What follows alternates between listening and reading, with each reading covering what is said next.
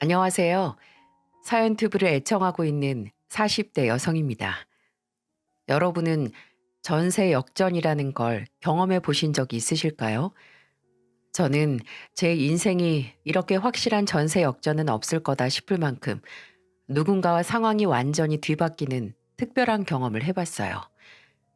그리고 그것이 저의 아픔과 서러웠던 순간들에 대한 큰 보상으로 느껴져 어찌나 눈물이 나던지요.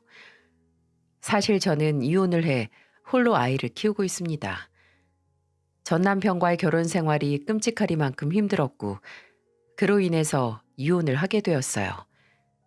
그리고 저를 힘들게 했던 전 시댁과 완전히 상황이 뒤바뀌어 제대로 한 방 먹여준 경험을 얼마 전 하게 되었답니다. 그 흥미진진한 저의 사연을 조심스럽게 풀어가 볼게요. 전 남편과 저는 20대 때 지인 결혼식 뒤풀이에서 만났습니다. 당시 저는 신부 측 지인으로 자리를 채우고 있었고 남편은 신랑 측 지인으로 참석을 했었죠.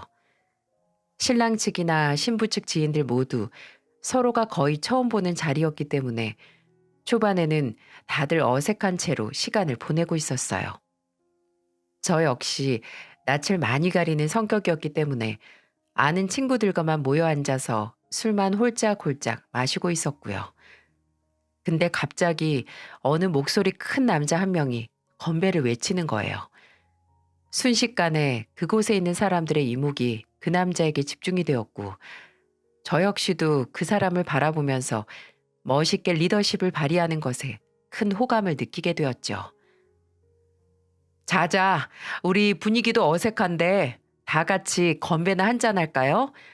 우리 신랑 신부의 앞으로의 행복을 빌어주는 마음으로 다 같이 크게 외치며 건배합시다. 건배!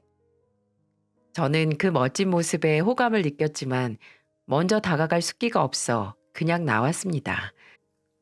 근데 놀랍게도 그 남자에게서 먼저 연락이 왔고 그 사람도 저를 보며 호감을 느껴 제 지인이었던 신부에게 번호를 물어봐서 연락을 해온 거였죠. 그때부터 우리는 연락을 주고받으며 연인 사이가 되었고 남들과 같이 평범하게 연애를 하다가 결혼을 하게 되었습니다. 당시 남편 쪽 시댁은 다들 잘 사는 사람들 뿐이었어요. 이들은 대부분 사업하는 사람들이었는데 남편은 시아버지와 함께 유통 쪽 사업을 하고 있었고 남편 위로 있던 시숙은 골프 쪽 사업을, 남편의 동생인 시누이는 이름만 들어도 알아주는 기업에서 일을 하고 있었습니다. 그리고 여기에서 시숙의 부인인 형님은 대학의 부교수로 일을 하고 있었죠. 형님도 원체 잘 사는 집안이었기 때문에 이 집안은 정말 부유한 사람들의 집합체라고 할 수 있었어요. 물론 저희 집도 그렇게 못 사는 편은 아니었습니다.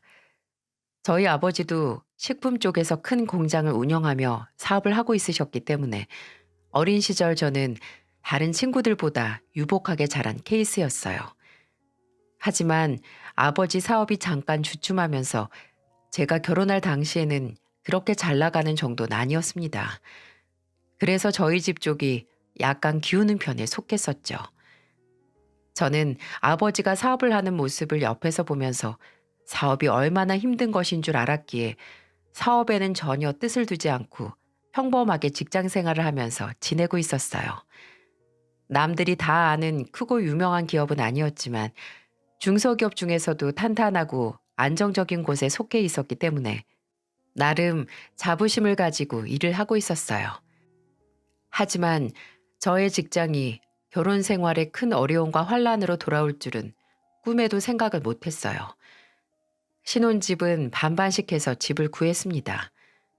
저희 집 사정이 아무리 어려워도 아빠가 집 하나 장만해 줄 정도는 된다고 하셔서 거금을 넘겨주셨었는데 남편 쪽도 돈이 있었기에 저희는 반반씩 해서 자가로 집을 구해 들어갔어요. 근데 만약 저희 친정 쪽에서 집값을 반을 내지 않았더라면 얼마나 더 절 비참하게 만들었을지 생각만 해도 아찔합니다. 우선 결혼 후 몇 달 정도는 아주 무난했어요. 신혼여행을 다녀와서 인사드리러 시댁에 들어갔을 때도 시어머니는 일하는 아주머니를 불러서 같이 저의 밥상을 차려주실 정도로 저에게 잘해주셨죠. 하지만 거의 3개월이 지난 이후부터 조짐이 보이기 시작했습니다. 왜냐면 저희 신혼집이 시댁 근처라 가까운 편이었는데 그걸 무기 삼아 시어머니가 마구잡이로 불러대기 시작했었거든요. 처음에는 별것 아닌 호출이었어요. 예, 우리 집에 오늘 밥이 없는데 가사일 도와주는 아줌마가 갑자기 일이 생겨서 못 온다네. 내가 지금 멀리 나와 있어서 시간 맞춰서 들어가는 게 어려워. 미안한데 얼른 좀 퇴근하는 대로 들어가서 네 시아버지 밥 좀 차려놓을래? 정말 미안하다. 내가 도저히 들어갈 상황이 안 돼서. 네 시아버지 집밥 아니면 손도 안 대는 거 알잖니. 아유, 이렇게 피곤한 인간이랑 내가 산다니까. 그러니까 오늘만 좀 네가 밥 좀 해드려라. 네, 어머니, 제가 차려드릴게요. 걱정 마시고 일 보고 들어오세요. 처음에는 시아버지 저녁밥을 차려드리라는 요구였습니다. 이때까지만 해도 며느리로서 당연히 챙겨드릴 수 있는 부분이었기 때문에 부모님께 도리를 다하는 마음으로 가서 차려드리곤 했어요. 근데 문제는 이게 점점 당연스러워지고 있다는 거였어요. 몇 번 식사 심부름을 하고 나니까 아주 당연한 걸로 생각이 들었는지 또 이야기를 하더라고요. 예, 오늘도 시간 되지? 나 오늘도 밖에 있어서 식사 준비가 좀 어려우니까 네가 가서 식사 좀 챙겨드려라. 네? 오늘도 아주머님이 못 나오신대요? 오늘도 못 나온다네. 그리고 내가 조만간 너한테 말하려고 했는데 아줌마 이제 그만 나오라고 하려고. 생각해보니까 이제 너도 있는데 아줌마를 쓸 필요가 없겠더라고. 네가 가까운 데 사는데 뭐하러 돈 들여서 일손 늘리니. 네가 하면 되는데. 그러니까 너도 그렇게 알고 앞으로는 저녁마다 와서 니네 시아버지 밥 좀 차려드려라. 휴일에는 집에 와서 청소도 좀 하고. 집이 넓어서 아줌마가 얼마나 투덜대면서 일을 하는지 신경 쓰여서 혼났는데 네가 하면 되겠다. 너무 잘 됐지? 네? 어머님, 갑자기 그게 무슨 너무 갑작스러운 이야기인데요. 그리고 좀 말도 안 되고요. 저희 집 살림도 있는데 제가 어머님 댁까지 가서 매일 아버님 저녁 차려드리고 청소해드리는 건 좀 어려울 것 같아요. 그러지 마시고 아주머니 계속 나오시라고 하세요, 어머님. 그게 좋을 것 같아요. 뭐야? 아니, 내가 얘기했잖아. 돈 들여서 왜 일손을 더 하냐고. 그 돈 네가 주니? 네가 주는 것도 아니면서 어디서 내 돈 함부로 쓰라 말아야. 넌 사업도 안 하고 그냥 쥐꼬리만한 회사 다니면서 뭐가 그렇게 힘들다고 시어머니 살림을 못 봐주겠대? 이제 보니 아주 당돌하다 너. 어머님, 이건 제가 당돌한 게 아니라 어머님이 좀 무리한 욕을 하시는 거잖아요. 하다못해 저는 나와서 사는 사람이고 그 집에 아가씨도 있는데 왜 아가씨 시킬 생각은 안 하세요? 그동안 사실 말씀은 못 드렸지만 저 어머님 대신에 아버님 저녁 차려드리러 가면 아가씨 맨날 집에서 쉬고 있으셨어요.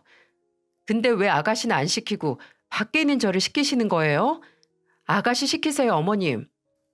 뭐야? 내가 왜 보기도 아까운 내 딸을 시키니? 어이가 없어서 정말. 너는 그 시아버지 식사 차려드리는 동안 겉으로는 내내 하면서 아주 속으로는 고깝게 여기고 있었구나. 아주 그냥 앞뒤 다른 줄은 몰랐네. 어머님, 저도 저희 부모님한테는 보기에도 아까운 외동딸이에요.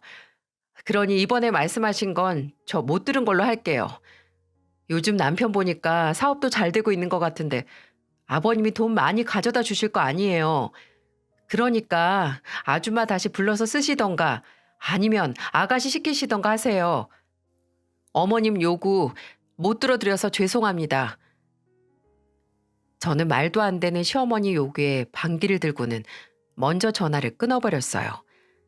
그전까지는 그래도 시댁에 갈 때마다 잘해주셔서 몰랐는데 이제 보니 완전히 절 구슬려서 일을 시킬 요량이었던 것 같더라고요. 그래서 애초에 받아주면 안 되겠다 싶어서 좀 너무한가 싶을 만큼 단호하게 끊어내버렸습니다. 그 이후로는 시어머니가 마음이 많이 상했는지 한참을 연락하지 않으셨어요. 저도 내심 마음이 많이 상했기에 그 뒤로 시어머니 생신이 올 때까지 일절 연락을 안 드렸죠. 그 이후로 몇 달의 시간이 흐르고 시어머니 생신이 왔습니다. 이때는 저도 어느 정도 마음이 풀렸었기 때문에 어머님께 다시 화해를 요청하고 잘 지내고 싶은 마음에 선물을 좋은 것으로 준비를 했어요. 시어머니는 보석에 관심이 많았었기 때문에 저는 진주 목걸이 세트를 준비를 해서 시어머니 생신 파티에 갔습니다. 그날은 시숙 부부와 저희 부부, 시누이까지 빠짐없이 다 모여서 자리를 가졌어요. 형님은 결혼식 때 빼고는 결혼 전으로 거의 처음 보는 거나 다름없어서 약간 긴장하고 있었습니다. 시어머니와의 관계도 껄끄러운데 새로운 사람까지 대하려니까 긴장이 안 될 수가 없더라고요. 그리고 그 새로운 인연이 저에게 시어머니보다도 더 큰 적으로 다가올 줄은 생각도 하지 못했었네요. 저는 형님과의 대립이 기다리고 있을 건 전혀 예상도 못한 채 어머님 생일상을 차려드리기 위해 일찍 시댁으로 넘어갔어요. 아니나 다를까 시어머니는 여전히 삐진 채로 있었습니다. 어머니, 저 왔어요. 잘 지내셨어요? 너 같으면 잘 지냈겠니? 내가 그날 이후로 분이 안 풀려서 잠도 못 잤어. 죄송해요. 근데 정말 저도 출퇴근하느라 피곤하고 바쁘게 사는데 아버님 식사 챙겨드리러 매일같이 여기 오는 건 정말 무리라고 생각을 했어요. 어머님도 입장 바꿔서 생각해 보시면 아실 거 아니에요. 대신 제가 오늘은 어머님이 좋아하실 만한 음식 좀 만들어 드리려고 장 많이 봐왔어요. 이거 드시고 기분 푸세요. 됐다. 내가 뭐 못 먹고 죽은 귀신 붙었니? 네 음식에 환장하는 사람처럼 보여? 어따 대고 수작질이야? 아이, 수작질이라뇨. 어머님, 저 어머님이랑 풀고 싶어서 애교 부리는 건데요. 참네. 됐어. 오늘 아줌마 올 거니까 아줌마랑 같이 준비하든지 말든지 알아서 해라. 흥. 시어머니는 화가 잔뜩 났는지 저의 갖은 애교에도 쉽게 풀질 않으셨어요. 그래서 특단의 조치를 취해야겠다 싶어서 사온 선물을 미리 꺼내들었습니다. 어머니, 그러지 마시고 이리 오셔서 이것 좀 미리 보세요. 제가 이따가 가족들이 있을 때 다 드리려고 했는데 어머님 지금 옷에 딱 어울릴 것 같아서 미리 드리려고요. 뭔데? 어머님 보석 좋아하시잖아요. 저번에 보니까 진주 세트가 없으신 것 같아서 이번에 큰맘 먹고 하나 장만했어요. 어서 오셔서 좀 보세요. 어머머, 진주를? 나 진주 없는 건 또 어떻게 알고. 아유, 나 참. 얘도 뭘 이런 걸 준비를 다 했대. 시어머니는 보석 이야기에 금세 화색이 돌더니 냉큼 받아가서 치장하고 난리가 났었어요. 제가 겪은 시어머니는 단순한 분이시라 보석을 미리 드리면 기분이 풀리실 것 같아 꺼낸 거였는데 그 효과가 제대로 먹힌 거였죠. 다행히 그거 받고는 기분이 좋아서 그 이후부터는 또 얼마나 저에게 잘해주셨는지 모릅니다. 하지만 생각지도 못한 복병이 나타났고 그 복병의 정체는 바로 저희 형님이었어요. 저녁 시간이 되면서 약속된 시간에 맞춰서 하나 둘 가족들이 모여들었고 그중에는 형님 부부가 제일 늦게 와서 자리를 메꿨습니다. 어머님, 늦어서 죄송해요. 애들 강의가 늦게 끝났는데 차가 무지 막히지 뭐예요? 우리 며느리 왔어. 괜찮다, 괜찮아. 늦을 수도 있지. 얼른 와서 앉아라. 배고플 텐데 얼른 밥 먹어. 시어머니는 그동안은 저에게 보이지 않았던 호의를 형님이 등장하자마자 베풀기 시작하셨어요. 저한테는 반찬 가지고 오라는 심부름만 잔뜩 시키고 있었는데 형님이 등장하자마자 상점 모시듯 아예 일어나서 반겨주시던 거 있죠? 그리고 그 이후부터도 모든 심부름은 다 제 몫이었습니다. 예, 이거 반찬 좀 더 가지고 와라. 우리 첫째 며느리 밖에서 고생하는데 고기라도 더 먹여야지. 그리고 얘야, 미리미리 좀 부족한 거 보이면 재빠르게 퍼다 놔. 우리 딸 지금 국이 없어서 목맥혀 하는 거 안 보이니? 얘가 정말 눈치코치가 없어. 시어머니 하대에 저는 점점 기분이 상하고 있었어요. 그래도 그 자리에서 싫은 티를 내면 분위기를 다 망칠 것 같아서 우선은 잠자코 심부름을 하고 있었어요. 하지만 거기에서 저의 신경을 슬슬 더 긁어대는 인간이 나타나면서 저의 인내심은 폭발하고 말았습니다. 동서, 동서는 직장이 어디 이름 모를 중소기업이라고 했나? 아니, 학창시절에 공부를 좀 못했나 봐. 시집 와봐서 알겠지만 우리 집안이 다 고학력 아니면 사업가만 있는 집안인데 어쩌다 물 흐리는 물고기가 한 마리 들어왔을까? 우리 서방님 보는 눈 많이 낮아지셨다. 형님, 말씀이 지나치시네요. 요즘 같은 시대에 무슨 그런 비하 발언을 하세요? 저 지방대 다녔어도 4년 내내 장학금 받으면서 다녔고요. 지금 다닌 회사도 제가 원해서 들어간 회사예요. 형님은 부교수식이나 되셔서 무슨 그런 교양머리 없는 말씀을 아무렇지도 않게 하시는 건데요? 애들이 뭘 배우겠어요? 저 같으면 아무리 서울 명문대라고 해도 그런 교수님 밑에서 배우고 싶진 않을 것 같네요. 저는 감정이 확 상해버려서 완전히 저를 무시하는 형님에게 쏘아붙였습니다. 근데 여기에서 형님을 지지하는 사람이 딱 나오는 거예요. 거기에서 저는 완전히 돌아버릴 수밖에 없었습니다. 예, 너는 너네 형님한테 그게 무슨 말버릇이니? 하여간에 못 배운 것들이 못 배운 티를 꼭 낸다니까. 어디 부교수 하는 게 쉬운 줄 알아? 너는 그냥 자존심 상하면 자존심 상한다고 말하면 되지. 뭘 그렇게 고깝게 듣고는 하늘 같은 형님한테 대들긴. 아주 그냥 나한테 대들 때부터 싹수를 알아봤어야 했는데. 저는 그 이야기를 듣고는 완전히 돌아버리는 줄 알았어요. 그래서 이때는 참지 않고 그날 하루 쌓여있던 것을 다 말해버렸죠. 어머니, 진짜 보자 하니까 너무하시네요.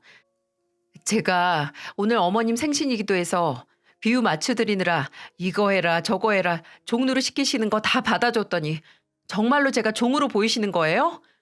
정말 너무하시네요. 다 큰 시누이 손이 없어요. 발이 없어요. 자기가 밥 다 퍼다 먹을 수 있고 국이 없으면 가서 지가 원하는 만큼 퍼서 먹으면 되는 거지.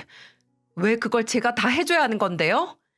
그리고 형님도 똑같은 며느리예요. 근데 형님은 부교수라 우쭈쭈 하면서 대접해 주는 건 도대체 어디에서 나온 교양인가요? 저 정말 살면서 이런 하대는 처음 받아봐요. 저의 상한 기분을 다 토하고 나니 속이 다 시원하더군요. 하지만 이 집안은 정말 뼛속까지 개념이 없는 듯 했습니다. 제가 그렇게 얘기했는데 어떤 반응이 나왔는지 아세요? 아마 들으시면 어이가 없어서 뒤로 넘어가실 거예요. 시댁의 반응은 이러했습니다. 어이가 없다. 어머님, 진짜 물고기 하나가 들어와서 물 흐린다고 하잖아요. 기가 차네요. 어디서 저런 못 배워 먹은 게 들어와서. 동서, 자격지심 있는 건 다 알겠는데 이 집에서 가장 뭣도 없는 게 동서야. 알아? 그럼 알아서 기어야지. 뭐가 그렇게 자존심이 세서 목에 핏대를 세워? 그러게요. 아휴, 우리 오빠 불쌍하다 불쌍해. 어디서 이런 여우 같은 언니한테 걸려가지고는. 시누이 반찬 가져다 주는 게 그렇게 싫은가? 치사해서 안 먹고 말지. 흥! 나는 할 말이 없다. 어디 시애미 보기를 못같이 보고 저러는지 원. 아휴. 모두 저를 경멸하듯이 이야기하는 말투에 저는 마음이 무너지는 듯 했습니다. 진짜 해도 너무하시네요. 이렇게까지 사람을 바보 만들고 내려깔면 속이 시원하세요? 저는 서러움이 올라와서 울면서 이야기를 했어요. 그랬더니 옆에서 지켜보고 있던 남편과 시아버지가 사태의 심각성을 느꼈는지 바로 끼어들더라고요. 엄마, 형수 다 그만하세요. 그리고 인영이 너도 그만 안 해? 왜 내 와이프한테 함부로 하는 건데? 내가 진짜 옆에서 괜히 나서면 내 와이프 더 갈굴까 봐 참으려고 했는데 안 되겠어. 자꾸 이런 식으로 하면 나 다시는 내 와이프 데리고 여기 안 와요. 그래, 얼른 당신이랑 니들이 둘째한테 사과해라. 왜 그렇게들 텃세를 부려? 당장 사과해. 안 그럼 상 다 엎어버리기 전에 일찍부터 와서 상 차리고 잠자코 시어머니 말 잘 듣고 있는 애한테 그게 무슨 경우야? 저희 남편과 시아버지의 호통에 저를 갈구던 세 명은 위세가 완전히 꺾여서 저를 보고 있었어요. 셋 다 민망한 얼굴로 있는데 저는 그 사과를 꼭 받아야겠더라고요. 그래서 사과를 할 때까지 가만히 있었습니다. 아, 얼른 못해? 기다리다 못한 시아버지 호통에 그 셋은 얼른 저에게 사과를 해왔어요. 미안하다, 아가. 내가 생각이 좀 짧았네. 생일상 차려주는 것도 쉬운 일이 아닌데 고마워. 그래, 동서. 미안해요, 언니. 제가 잘못했어요. 진심으로 하는 사과 맞으세요? 전 전혀 진심이 안 느껴지는데요. 아버님, 정말 죄송하지만 저는 이 사과를 못 받겠어요. 오늘은 이만 물러가겠습니다. 죄송합니다. 끝까지 자리 못 지켜서요. 그래, 네 맘 이해한다. 얼른 가봐. 뒷정리는 이 세 사람이 다 할 거다. 네, 아버님, 이해해 주셔서 감사합니다. 이 셋은 아버님의 호통에 어쩔 수 없이 사과하는 모습이 역력했습니다. 그래서 마음이 다 풀리지 않아서 그날은 아버님께만 죄송하다고 말씀드리고는 남편과 자리를 피해버렸어요. 그 뒤로 이 셋은 아버님께 얼마나 혼이 났는지 그 다음부터는 아무 소리도 못하더라고요. 덕분에 몇 년 동안은 모임 때마다 무탈하게 지내고 있었습니다. 하지만 이들은 쉽게 변하는 사람들이 아니었어요. 어느 순간부터 또 명절 때마다 모이면 형님은 야금야금 일에서 빠지기 시작했고 아가씨는 처음부터 아예 일에는 손을 안 댔기 때문에 또 어느 순간 보니 저 혼자 명절 일을 다 하고 있더라고요. 그래서 아가씨는 그렇다 치고 형님한테 먼저 이야기를 했습니다. 형님, 애들 가르치느라 피곤한 건 알겠는데요. 명절에 그래도 좀 일찍 오셔서 어머님이랑 저 일하는 거 같이 거들어 주시면 안 될까요? 일 많은데 둘이 하기에는 좀 힘들어서요. 뭐? 얘 또 당돌한 거 나오네. 아니, 명절에 언제 오든 그건 내 마음이지. 그걸 왜 동서가 이래라 저래라 하는 거야? 그리고 내가 그동안 계속 느낀 건데 그깟 음식들이야 그냥 사서 먹으면 되는 거지. 왜 그렇게 못해 먹어서 안달이야? 내가 돈 줄 테니까 그걸로 사서 써. 나는 더 일 못하겠으니까. 네? 형님, 말씀이 지나치세요. 아버님이 사서 먹는 거 별로 안 좋아하시니까 어머님도 힘들어도 꼭 집에서 다 하시는 거잖아요. 아시는 분이 왜 그렇게 말씀을 하세요? 그러니까 고리타분한 집안 때문에 나도 미치겠다고. 아휴, 몰라. 됐고, 난 절대 일 못하니까 네가 알아서 다 하라고. 필요하면 내가 돈 줄 테니까 그걸로 사람을 쓰던지. 이전에도 알았지만 이렇게까지 개차반인 줄은 몰랐던 형님은 끝내 저한테 일을 못하겠다고 말을 하고는 주방을 나가버리셨어요. 정말 어찌나 어이가 없던지. 저는 거기에서 할 말을 잃고는 그냥 포기해버리려고 했습니다. 근데 우리 형님은 상상 이상으로 더 개차반이었고 거기에 힘을 실어주는 건 다름 아닌 저희 시어머니였어요. 형님과 대화 후 주방에서 계속 일을 하고 있는데 갑자기 저한테 소리를 지르며 누군가가 다가왔습니다. 그리고 그 정체는 바로 시어머니였죠. 야, 너 우리 첫째한테 일을 시켰니? 네? 그게 무슨 말씀이세요, 어머니? 아니, 얘가 지금 나한테 와서 말하는데 네가 얘한테 명절 때마다 일찍 와서 일 거들라고 했다면서? 제정신이냐? 그게 못할 말인가요? 저는 어머님이 일찍부터 부르셔서 명절에 제일 먼저 와서 일 돕는데 형님은 왜 그러면 안 되는 거예요? 뭐야? 너랑 얘랑 처지가 같니? 얘는 대학교에서 애들 가르치는 것도 힘든 앤데 네가 뭔데 일찍 오라 마라 하는 거냐고. 내가 아까워서 안 시키는 건데. 어머니, 정말 또 이러시네요. 저도 직장 다녀요, 어머님.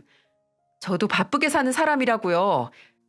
근데 왜 저만 이렇게 불려 나와야 하는 건데요? 그깟 이름도 없는 중소기업 다니면서 네가 뭐가 힘들어?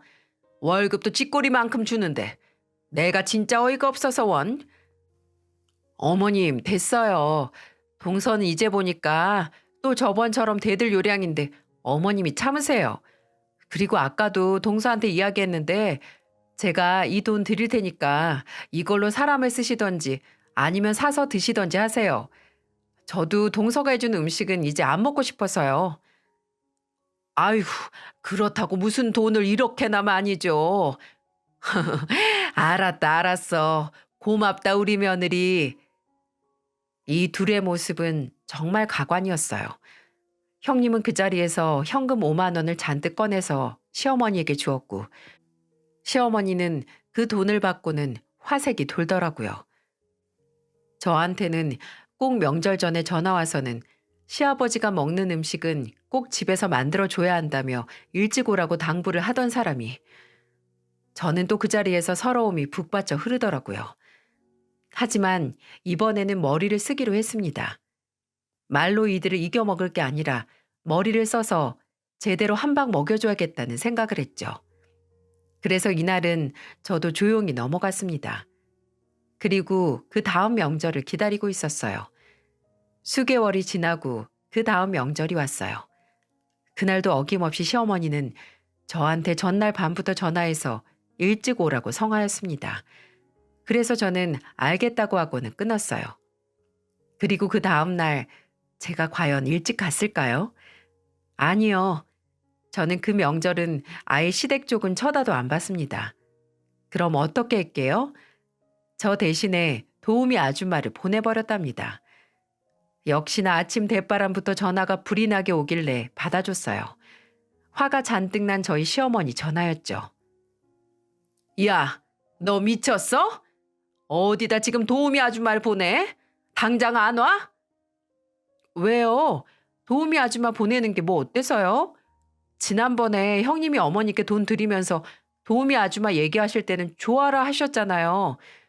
전 드릴 돈은 없고 도우미 아주머님 불러드릴 수 있어서 저 대신 보냈어요. 누가 일하든 집밥만 만들면 되는 거잖아요. 생각해보니까 그게 더 낫겠더라고요. 그리고 이따가 음식 몇 개 배달 갈 거예요, 어머님. 형님이 음식 사 먹자고 하는 것도 좋다고 분명 하셨잖아요. 그러니까 아버님 좋아하시는 걸로 제가 몇 가지 시켜서 보냈으니까 이번 명절은 그걸로 보내시면 되실 거예요. 저희는 이번 명절은 안 갑니다. 대신 제가 하던 거 문제없이 다 처리해놨으니 괜찮겠죠? 그럼 어머님 명절 잘 보내세요. 야, 이게 진짜? 당장 안 튀어와? 어디서 배워먹은 버르장머리야? 이름 없는 지방대 중소기업 회사에서 배워먹은 버르장머리예요. 어머님이 보시는 딱 제 수준대로 한 거니까 더 이상 뭐라고 하지 마세요. 끊습니다. 저는 제 할 말만 하고는 얼른 전화를 끊어버렸어요. 그 뒤로도 수도 없이 전화가 왔지만 저는 아예 전화를 꺼버렸습니다. 남편한테도 절대 전화 받지 말라고 당부를 하고는 그의 명절은 저희 친정집에만 갔다가 남편과 놀러 다니며 신나게 보냈죠. 그렇게 했더니 그 다음 명절부터는 아예 저한테는 손도 못 대더라고요. 남편한테 전해 듣기로는 그날 제가 그렇게 한바탕 하고 나서 시아버지한테 시어머니와 형님이 된통 혼나신 듯 했어요. 그래서 그 이후부터는 또 평화롭게 지내는 듯 했죠. 그러다 저희에게 아들이 생겼고 아기를 낳자마자 저는 육아휴직을 쓰고는 집에서 시간을 보내고 있었어요. 근데 여기에서 또 시어머니가 발동을 걸더라고요. 예, 애미야. 너 지금 휴직도 했는데 이제 시간도 많겠다. 이참에 살림 좀 나한테 제대로 배워라. 내가 너한테 그동안 말은 안 했는데 못 배워 먹어서 그런 건지 왜 그렇게 살림을 못해? 아주 그냥 명절 때마다 음식도 맛대가리 없이 만드는 거 내가 참고 다 먹어줬었는데 오늘부터는 살림 좀 배우자. 네? 갑자기 그게 무슨 말씀이세요? 어머니, 저 살림 잘해요. 저희 집에 놀러 오는 사람들마다 집 깨끗하게 해놓고 잘 산다고 칭찬 많이 하는데요. 그리고 아버님이 제 음식 좋아하시는 거 어머님이 더 잘 아시잖아요. 근데 갑자기 그게 무슨 말씀이세요? 아니, 너는 좀 이 시애미가 그렇다라고 하면 그런 줄 알아라. 왜 그렇게 꼬치꼬치 못 따져서 안달이야? 요즘 애들 개념 없다고 하지만 어쩌다 우리 집안에 이런 애가 들어와서는 다 필요 없고 오늘부터는 살림 좀 배워. 내가 벼르고 벼르다 이야기하는 거니까. 시어머니는 또 이상한 억지로 저에게 일을 시키려고 하고 있으셨어요. 본인이 더 이상 살림을 하고 싶지 않아서 저한테 떠넘기라는 수작이 그대로 다 보였기 때문에 저는 이번에도 제대로 한 방을 먹여서 다신 저한테 일을 시키지 못하도록 하려고 머리를 쓰기 시작했어요. 이름하야 시댁 정신 차리게 해주기 프로젝트를 시작하기로 한 거였죠. 저는 그날부터 시어머니 말에 고분고분 말을 듣기 시작했어요. 시어머니가 당장 시댁으로 와서 밥 차리라고 하면 밥 차리고 청소하라 그러면 청소하고 빨래하라고 하면 빨래를 했습니다. 하지만 고분고분하게 했을까요? 그럴 리가요. 이때는 시누이까지 합세해서 저한테도 기세등등하게 막대했기 때문에 이 둘을 제대로 참교육시켜주자 싶었습니다. 그래서 제대로 행동 개시를 했어요. 아우, 국이 왜 이렇게 짜? 소금을 들이부었어? 아우, 이게 무슨 맛이야 대체? 왜요, 아가씨? 아가씨 입맛에 딱 맞는 거 아니에요? 아가씨가 제가 음식하면 싱거워서 입에도 못 대겠다고 하도 난리를 피워대서 소금 좀 더 써봤는데 입에 안 맞으시나 보네요. 야, 너 지금 일부러 이런 거지? 이게 진짜? 당장 다시 끓여와. 제가 왜요? 전 아무래도 어머님이랑 아가씨 입맛은 절대 못 맞출 것 같네요. 그냥 두 분이서 알아서 해 드세요. 저는 그냥 음식 못한 인간으로 살고 포기할래요. 저는 아무래도 개조가 안 될 것 같아요. 그러니까 두 분이서 입맛에 맞게 그냥 해서 드세요. 전 포기할래요. 제 말에 어이가 없는지 이 둘은 아무 말도 못하고 있었어요. 하지만 그걸로 끝낼 제가 아니었죠. 시누이와 시어머니는 저에게 일을 시키는데 본인 속옷까지 손빨래하라며 시켜댔어요. 그래서 그것도 저는 가만히 있지 않았습니다. 야, 너 이리 와봐. 이게 옷이, 이게 뭐냐? 어? 왜 흰 옷이 다 얼룩져 있어? 그리고 이 속옷들은 다 뭐고? 왜 죄다 늘어나 있냔 말이야? 어머, 그래요? 제가 또 하도 살림을 못해서 실수했나 보네요. 어머님이랑 아가씨가 빨래통에 넣은 그대로 세탁기에 넣어서 빨래한 것 뿐인데, 위험됐나 보네요. 어떡해요? 거기 아가씨 명품 옷도 있는 거 아니에요? 어쩌나? 그건 멀쩡한가 모르겠네. 저는 아무렇지도 않게 대답을 했어요. 그때 자신의 명품 옷에 이염이 된 것을 발견한 시누이가 악다구니를 지르던 거 있죠? 이게 진짜 얼마짜린데 이거 딱 한 번 입은 건데 언니 내가 이건 세탁소 맡기라고 했잖아요. 이거 어떻게 할 거예요? 물어내. 당장 물어내라고. 내가 그걸 왜 물어내요? 아가씨는 손이 없어요? 발이 없어요? 세탁은 본인이 맡기면 되지. 왜 그 중요한 걸 저한테 맡겨요? 그래 놓고 빨래통에 아무렇지도 않게 처박아 놓은 게 누군데? 저는 잘못이 없어서 못 물어내니까 그냥 멋이라고 생각하고 입고 다니세요. 저는 한껏 야구르게 말을 하고는 아무렇지도 않은 듯 행동했습니다. 근데 거기에서 갑자기 누군가에 의해 제 뒤통수가 확 당겨지는 거예요. 알고 보니 제 분에 못 이긴 시누이가 제 머리채를 잡아 뜯은 거였죠. 저는 거기에서 지지 않고 같이 머리채를 잡아 뜯어버렸어요. 그랬더니 이제는 시어머니까지 합세해서는 저를 공격하더라고요. 저는 지지 않고 그들의 머리채를 같이 잡고는 확 내팽개 쳐버렸고 완전히 나가 떨어진 그 사람들에게 선언해버렸습니다. 이 고쳐 쓸 수도 없는 쓰레기 같은 것들아. 내가 다시는 니들하고 상종하나 봐라. 다시는 이 집에 발들일 생각 없으니까 위자료나 톡톡히 준비해놔. 저는 이 말만 하고는 시댁을 나와버렸습니다. 다른 건 다 참는다고 해도 폭력을 쓰는 건 도저히 참을 수가 없었어요. 그리고 언제까지 이렇게 시월드에 시달려 하는 건지 끔찍하기도 해서 아예 이혼을 결심해버렸습니다. 그리고 그 길로 남편에게 이혼을 통보했고 그 다음에는 완전히 연락을 끊은 뒤 이혼 서류만 보냈어요. 남편은 한참 저한테 매달렸지만 더는 이 시댁과는 상종하고 싶지가 않아서 매정하게 끊어냈습니다. 솔직히 점점 남편도 애정이 식었는지 한 번씩 시댁 이야기를 하면 제 편을 들어주는 게 아니라 시댁 편을 들었었거든요. 그러면서 하는 소리가 좀 작작하라는 얘기까지 나왔었기 때문에 저는 더 이상 이 집안의 아내로 며느리로 있어야 할 필요성을 느끼지 못했어요. 이혼 후에는 이들과 양육권 싸움까지 갈 뻔했는데 무슨 일인지 아이를 바로 포기를 하겠다고 하는 거 있죠. 저는 내심 다행이라고 생각하면서도 이 사람들은 우리 애조차도 자기네 집 식구로 생각하고 있는 게 아니었구나 싶어서 서러운 마음이 들기도 했습니다. 하지만 완전히 인연을 끊을 수 있게 되었다는 것에 다행이라고 여기며 완전히 이들과는 연을 끊어버렸어요. 그 이후로 6년의 시간이 지나고 저는 이 사람들의 소식은 전혀 듣지도 않은 채 지내고 있었습니다. 그리고 그 사이에 저의 삶에는 많은 변화가 있었어요.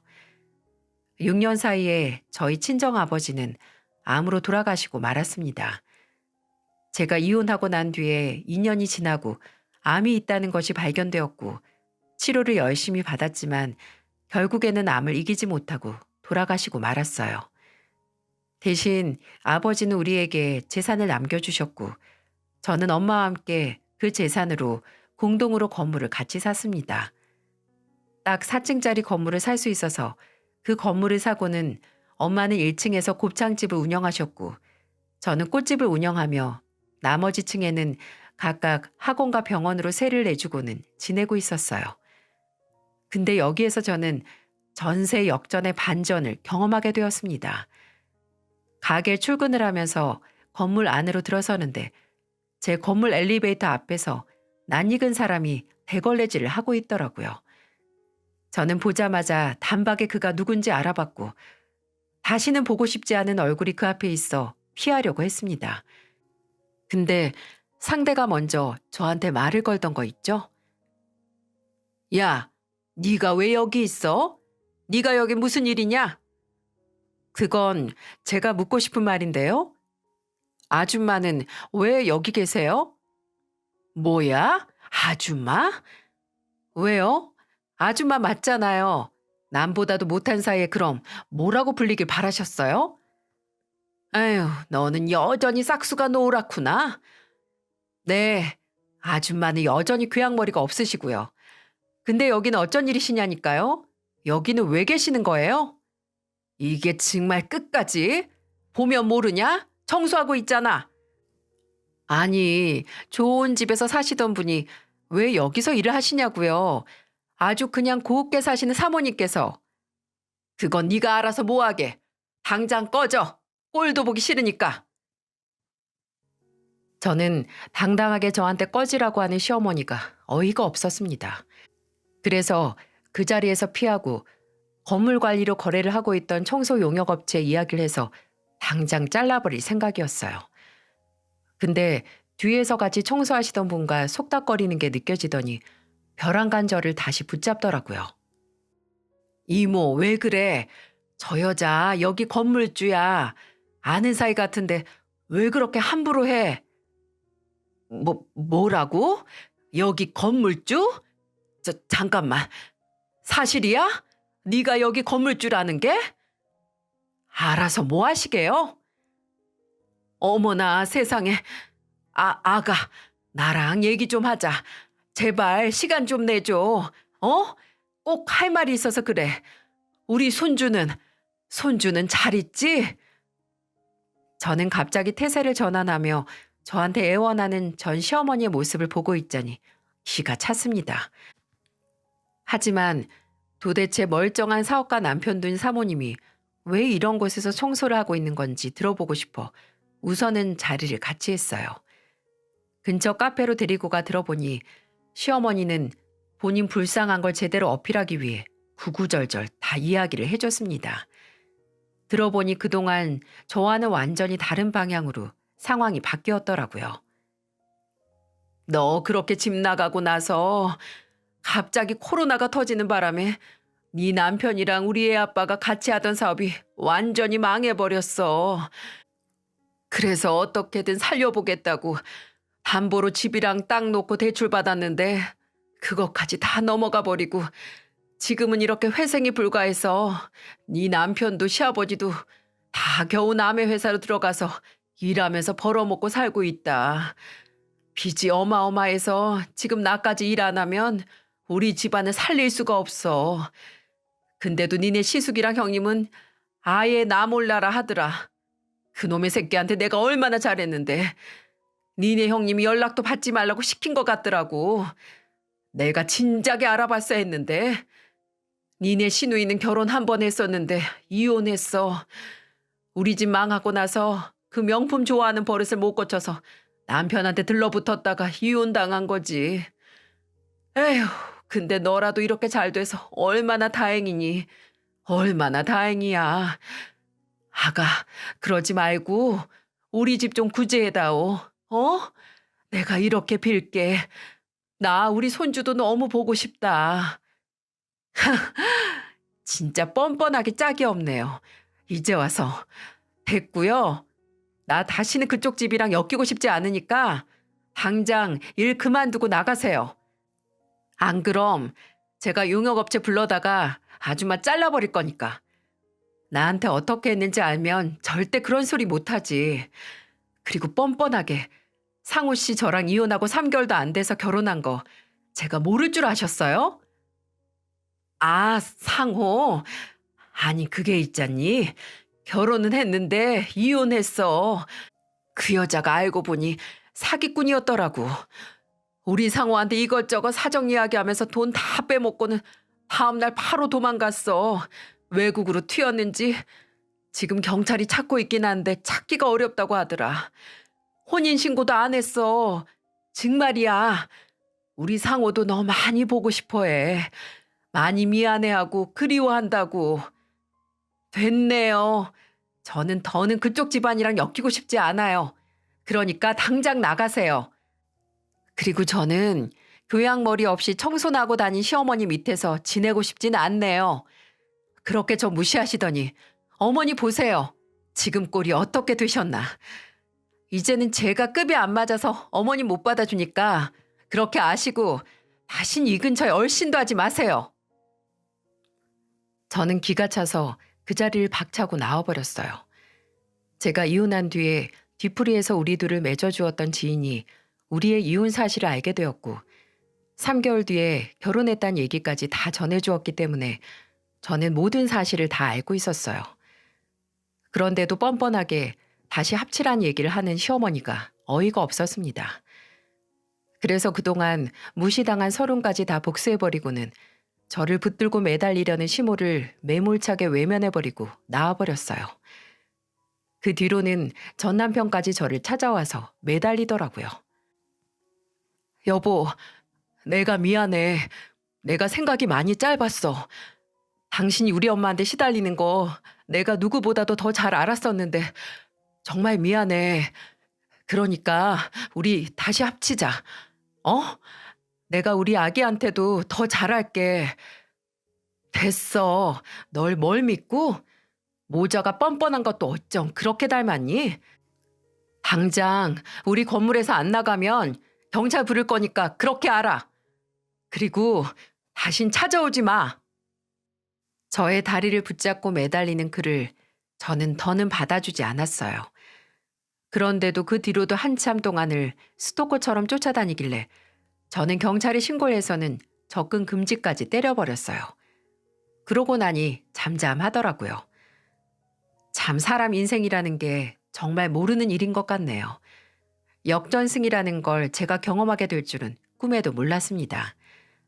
하늘이 무너져도 솟아날 구멍은 있다고 저는 정말 이혼하고 아이랑 둘이 살 길이 막막했는데 아버지 재산을 통해서 인생이 역전되고 또 그걸 통해서 통쾌하게 시어머니에게 복수할 수 있는 기회를 얻을 수 있었어요.